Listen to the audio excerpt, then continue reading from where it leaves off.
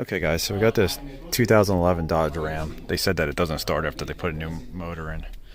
So when you turn the key on, we get this, it'll come up with like electronic throttle code or light. You'll see it, it'll flash right here. And then we'll get a nasty buzzing. It'll be here on the bottom, right where the door's at. Yeah, there we go. Now we got the buzzing. And it'll keep doing that. Okay. But the door will change to a throttle, like the lightning bolts. So then when we come in here, I cleared the codes, and this is what we got back. So we got these, and I don't like this ETC level 2. Now the front of the vehicle is not on, so that's why we got some of the other codes. So let's go back. Let's go to diagnose. Then I noticed when we crank this, watch, we'll crank it. So our RPMs don't show up there, and then our RPMs here.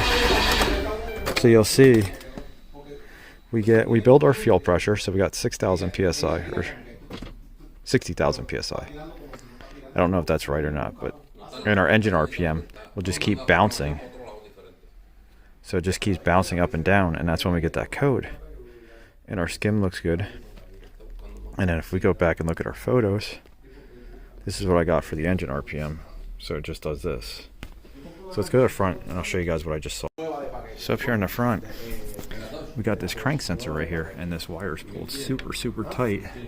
This doesn't fit right here. I think they mixed the connectors up. And I think what we're seeing is the cam sensor, which is all the way back behind this hose. Let's see. You can kind of see the connector right there in the middle, way back here. And I think that's what the issue is, because this harness is pulled super tight right here. Super, super tight.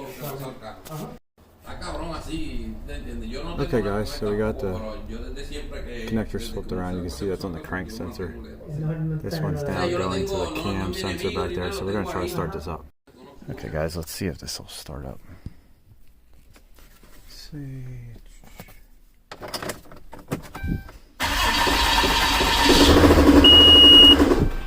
There we go. So that's what it was. Okay guys, so we're going to just try to start this real quick, see what happens again with the engine RPM. Look at that. So there we go, 700 RPMs.